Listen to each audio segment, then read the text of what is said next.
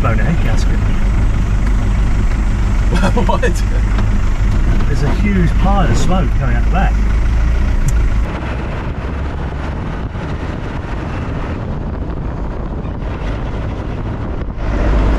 Yeah, that's a little bit of smoke. There's a lot of smoke. I mean, with a diesel, that could be not that much. The fuel, right? Like, it could be water in the fuel. Yeah. Welcome back, Fiat fans. Check out my new ride. It's a freaking tow truck. And not just any tow truck, but an Abarth tow truck. Oh, yeah. Now, of course, it's not originally an Abarth tow truck. Someone just painted it up like this, but it's kind of cool, right? You know, you want the t-shirt too. Check that out. Of course, you can find those in the description down below, and there should be the little spread shop link down below the video too, so check it out. All right, so back here is the former owner of the wrecker, Andy, and you gotta tell me more about it, man, because I actually don't even know like where you got it from or like anything like that. I picked it up from a dealer in Florida.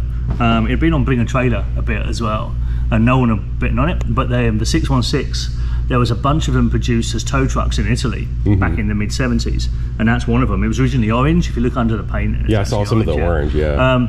And ACI, the sort of Italian recovery organisation, used to run them up and down the highways. So about 45, 50 miles an hour running along, and it was a recovery truck for that.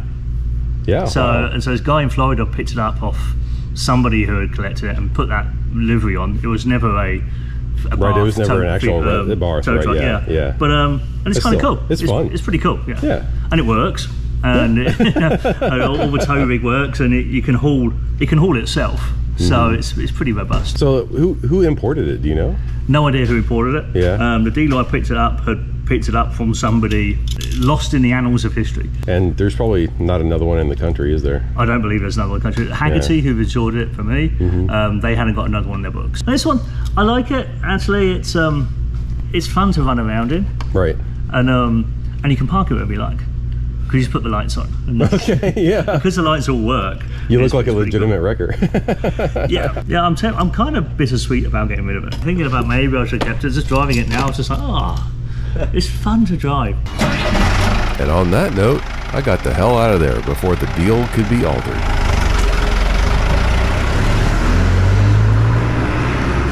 Whoa, hang on a minute. What was the deal with all that smoke earlier? Well, the truck was a little low on water, but not by much. The clouds of smoke also just smelled like diesel. It didn't smell like coolant at all. So after a little bit of troubleshooting and a lot of just jawboning, we decided the best thing for it would be to give her the beans and see what happened. And sure enough, after driving it for a little while, the exhaust cleared right up. I guess Italian tune-up works on diesels too. That looks a lot better, yeah. So the controls are actually pretty interesting. Of course, you have your ignition key here. There's an original key, all nice and grungy, you can see there. It goes in like that. You have a switch for your windshield wipers. This, I believe, is for your lights. This is for the instrument panel lights, actually. And I think this is for your exterior lighting. I might have to double check that. And of course, you have a little ashtray. Oh, that's a secret key in there. That's kind of interesting. And we have no idea what this switch is for. Previous owner didn't know either. Here we have your speedometer, which is actually in miles per hour, because here's the original speedometer faceplate. It's the same faceplate as a Fiat 500. So even though these were never imported to the US, there's mile per hour faceplates available, you know, so that's kind of cool. Temp gauge over here, fuel gauge over here, those both work. That's awesome. These two lamps right here are for your headlights. One's a high beam indicator and the other one's just if it's on or not. You have like a charging indicator light and an oil pressure idiot light. Those are very useful. Down here underneath the steering wheel is an idle control. So when you're using the hydraulics, you can pull this out and turn it and it'll bump up the idle, so it gives more power to the PTO. And speaking of the PTO, it's down here in the passenger footwell. To engage the PTO, you have to have the clutch in, and then you throw this lever forward, and that turns on the hydraulic pump in the back. Well, you gotta show me how to work everything. Those are the controls. Oh, I see, okay. All right, so. And boom raise. Nice. The hook's a bit annoying. Just gonna have to wait on it.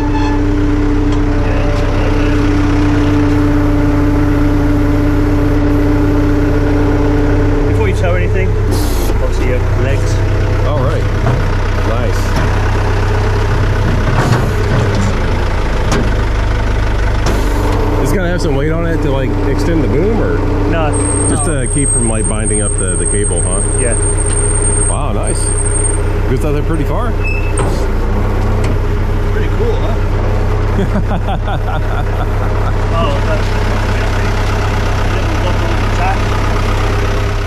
But getting back over to this panel here, the way you start it is kind of unique. You turn on the ignition, and then this lever right here activates the starter.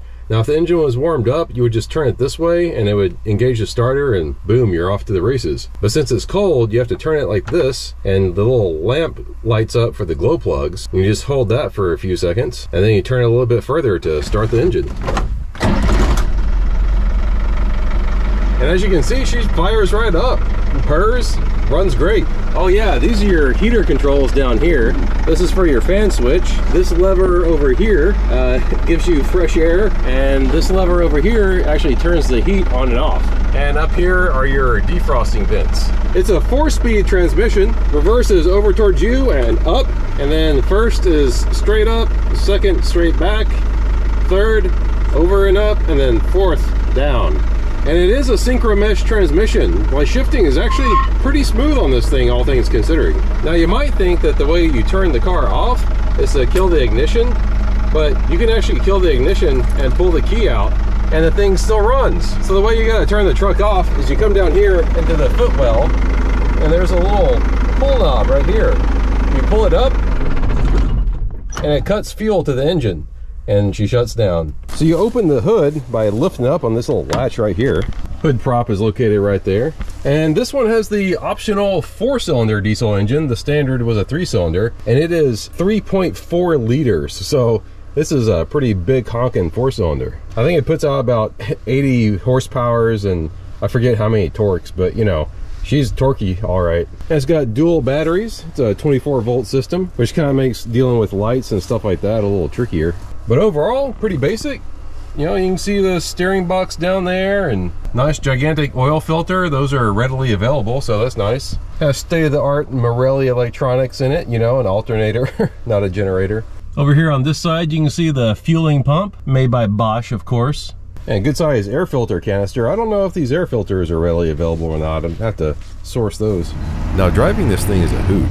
As soon as you get in it, you can tell that it's a commercial truck. Even though it's not very big, it's about the same size as the current generation Ford Ranger.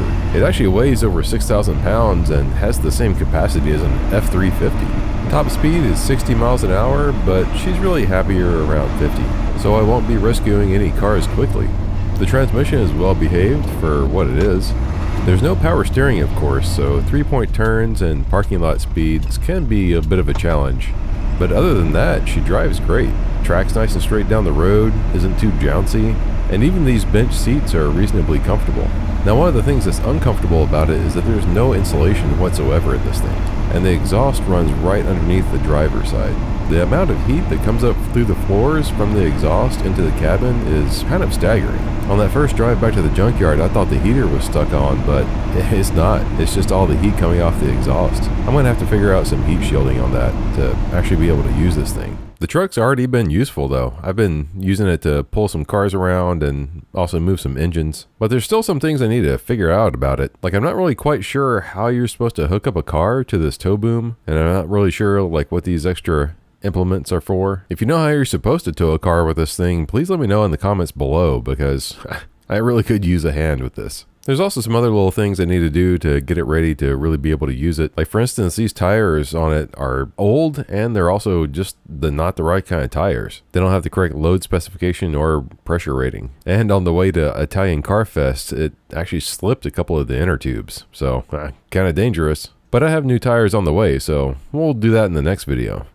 I also wish I could get a little bit more history on the truck. Like, we really don't know who imported it, or why, or when it got this awesome paint job, or why it got the awesome paint job. I know at some point SV Classics owned it, and I've reached out to them, but they're not returning my calls or my emails, so they either don't know or they're just not interested in helping out. I even reached out to ACI's Historical Club, but they didn't get back to me either. Maybe they didn't like my Italian. But I mean, this thing kind of stands out. It's kind of hard to believe that it's been hiding for, you know, however long it's been here. Surely someone somewhere knows something else about it, and if you do, please let me know. I'd love to know more of the history of this thing. But thanks for watching, and hit that subscribe button if you're not already. You don't want to miss out any more fun projects. Catch you guys next time. This thing is great!